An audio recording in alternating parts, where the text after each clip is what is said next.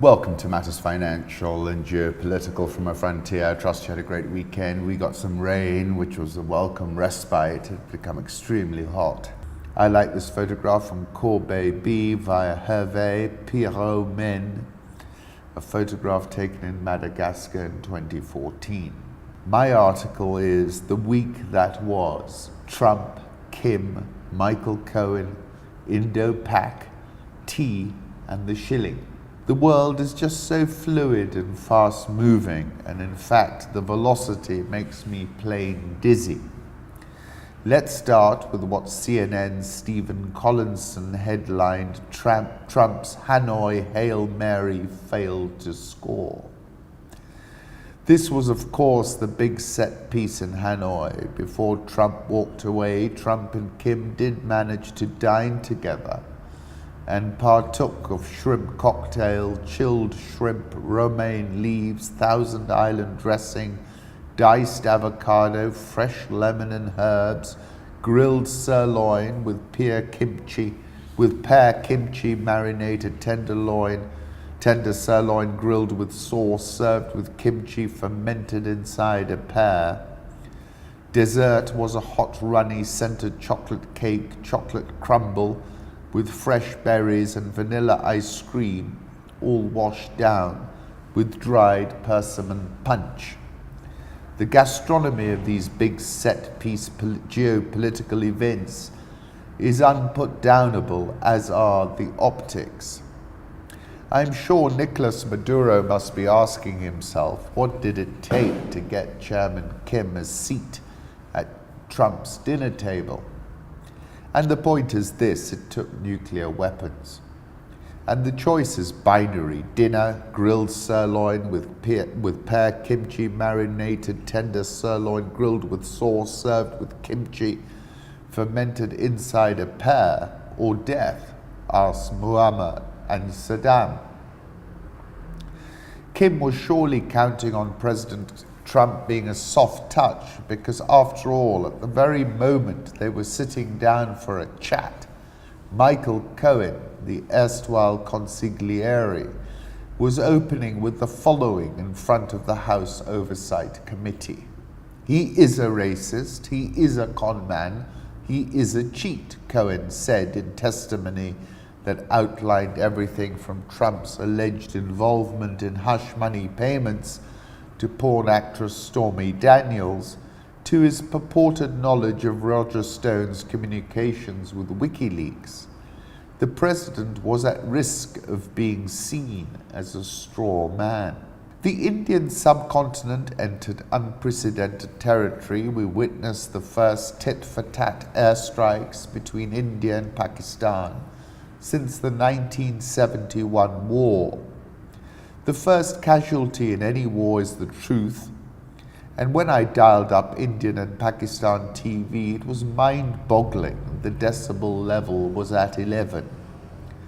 Planes were shot down, and Indian Air Force pilot Wing Commander Abhin Nandan, who sports the most compelling handlebar moustache I've ever seen, was captured and then released. The Indian Army said they'd killed hundreds of militants in their attack, but have provided no evidence, and Pakistan is suing the Indians for eco-terrorism. Of course, Narendra Modi is up against an election, and his entire political raison d'etre has been built on the basis of Make India, or is it Hindutva, great again. He cannot back down, or it will be a Jimmy Carter type moment. On the other side, we have a neophyte Prime Minister Imran Khan, whom I must admit has displayed a very deft touch. He said, "History tells us that wars are full of miscalculation. We in India may not like this, but in terms of pure optics, Imran at the moment is winning the day by taking the moral high ground," said Sadasarai Rajdeep. Arundhati Roy wrote, "Kashmir is potentially the most dangerous place on earth, the flashpoint for nuclear war." You would have thought that gold, which is a geopolitical proxy, would have gone nuclear, and the fact that it didn't is an interesting price signal. India has withdrawn FMN status from Pakistan, and therefore Pakistan will surely be a bigger buyer of Kenyan tea. Pakistan imports around 65 to 70 million kilograms of tea from Kenya annually, and this is bound to increase. This was reflected in the price movement. Kenya teas rose by 12 to 15 rupees a kilogram today, said Deepa Shah, chairman of the South India Tea Exporters Association. These might be salad days for the tea crew, like it once was for the coffee kings, when we were coffee kingpins in the 1970s, when Brazil's coffee crop was knocked out by a frost. President Buhari won the election in Nigeria. The big story for me was the low turnout. It was just 36% compared to about 45% last time. The stock market is not enamored with the idea of more Baba go slow economics and slumped on the news. There is no way in which you can buck the market, Mrs. Thatcher once told the House of Commons many years ago, and this kept looping in my mind last week. Firstly, the worst performing currency in the world in 2019 is the Ghana cedi, which has retreated about 12.6% year to date. The performance of the cedi doesn't correlate with the fundamentals, Opata said in a phone interview from Accra. In Tanzania, the shilling slumped to an all-time low. The Citizen was shuttered for a week for writing a story about the same. The Bank of Tanzania shuttered forex bureaus after conducting unannounced inspections. The Tanzanian shilling is a continuous real-time vote on the state of Tanzania, Inc., and the instinct to switch it off is entirely a fool's errand. The risk of an asymmetric downside move is sky high now. Meanwhile, the Kenya shilling crossed the psychologically important 100 mark last week.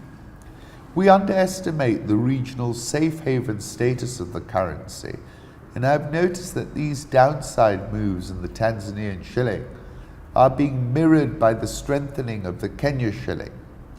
The government of Kenya appears to be inclining towards heavier issuance in the Kenya shilling, with a tax-free infrastructure bond slated for sale. If this is the thinking, then I expect the shilling to strengthen further as Kenya taps offshore funds. The charts signal a move as far as 92, but that might be too bold. Welcome home, Wing Commander Varthaman. This is a tweet from Rahul Singh X. You can see what I mean about his handlebar moustache. Bruno Makaish says Imran Khan's gambit worked. He forced India to de-escalate.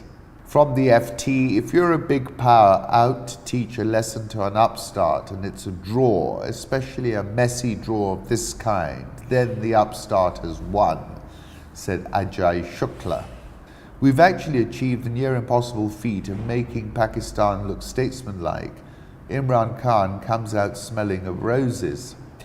A statue of Thomas Sankara is being put up in Ouagadougou. This is from AFP Afrique.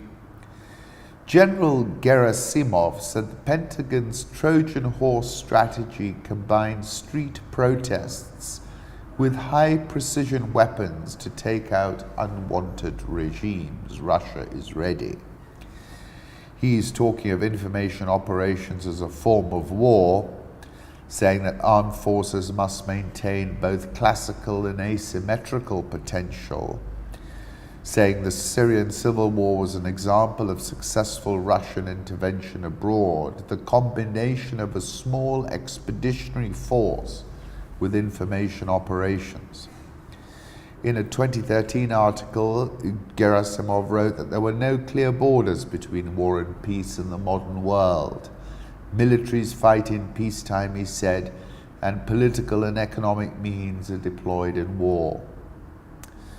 The Pentagon has set about developing a new principle and strategy of military action already called a Trojan horse, he said on Saturday. The essence is active use of protest potential in a fifth column in the interests of destabilizing the situation simultaneously with airstrikes on the most important objects.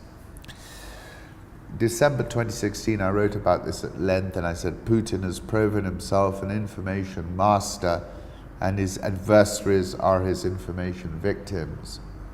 September 2012, I was quoting the Army War Quarterly, where it was written, one of the defining bifurcations of the future will be the conflict between information masters and information victims.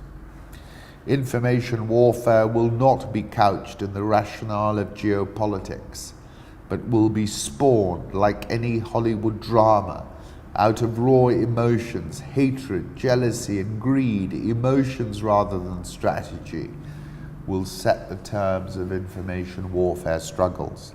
And then it's no use fighting elections on the facts, it's all about emotions. So the candidate is the puppet, the undercover reporter asked. Always, replied Nix. I came across Mr. Mims, who says I have zero sympathy for the argument that big tech is a neutral communication platform, so it's people who are the problem. And this is something I touched on, where I said in an extraordinary boomerang, the US's adversaries have turned social media on its head and used it as a Trojan horse via psychographic profiling and micro-targeting at a mass scale. And then I was criticizing Facebook for representing itself as an intermediary when it really was an intermediary. I was saying that was its trust gap. Going back to January, I quoted Kapuscinski, if the crowd disperses, goes home, does not reassemble, we say the revolution is over. It was a historical day in Algeria, probably the largest protest in Algeria's history. That's from Algeria Up. Kashmir, as I said, Arundhati Roy, potentially the most dangerous place on earth, the flashpoint for nuclear war. And then came across an interesting article about Kashmir. We will always live in fear. What life is like for civilians in Kashmir. That's by Gettleman in the New York Times. Kashmir, the beautiful but cursed Himalayan valley that both nations claim. Arundhati Roy, whatever Pakistan's role has been in the Kashmir conflict, Imran Khan, the Prime Minister of Pakistan, has acted with dignity and rectitude. That's Arundhati Roy. In recent days, several Indians said in interviews that they believed his government's claims that the initial strike on Tuesday had been a success and that Indian forces had vanquished hundreds of dangerous terrorists. So far, India has offered no proof of that. Instead, reports from the rural area in Pakistan where the bombs fell cast doubt on the Indian claims. Witnesses said the bombs fell mostly in an empty forest and that the only person hurt was a 62-year-old villager who suffered a small cut above his eye. What terrorists can you see here, he asked. There seems a lot of optimism about a trade deal. He's previously asked China to remove all tariffs on agricultural products, including beef and pork.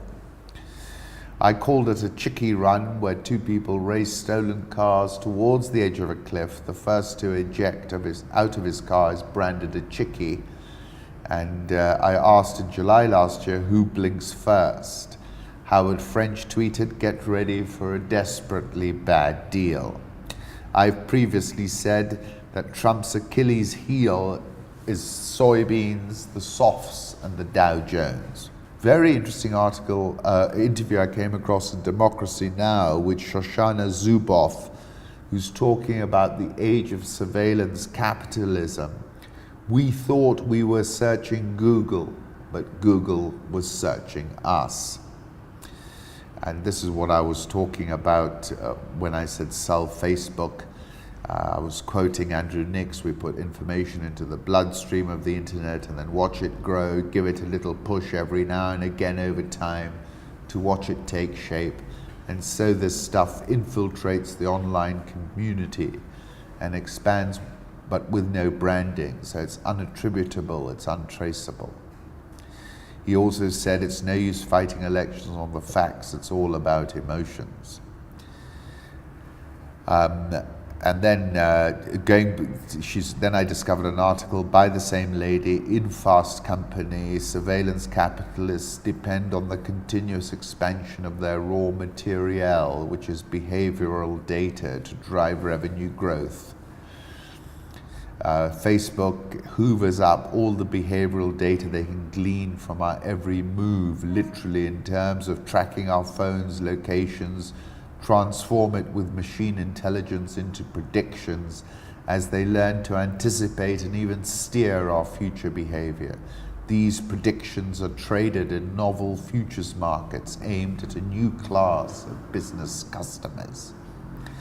Surveillance capitalism was invented by Google more than a decade ago when it discovered that the data exhaust clogging its servers could be combined with analytics to produce predictions of user behavior. At that time, the key action of interest was whether a user might click on an ad. The young company's ability to commandeer its data surplus into click-through prognostications became the basis for an unusually lucrative sales process known as ad targeting. Researchers now agree that social media introduces an unparalleled intensity and pervasiveness of social comparison processes, especially for young users who are almost constantly online. The results amplified feelings of insecurity, envy, depression, social isolation, and self-objectification. A 61 million person experiment in social influence and political mobilization released in the journal Nature detailed how the company planted voting-related cues in the news feeds of 61 million Facebook users to leverage social comparison processes and influence voting behavior in the run-up to the 2010 midterms. The team concluded that its efforts successfully triggered a social contagion that influenced real-world behavior, with 340,000 additional votes cast as a result. Experimental evidence of massive scale emotional contagion through social networks. Have a read of my article. We have a deviate tomahawk, we copy, there's a voice, we have gross oscillation here.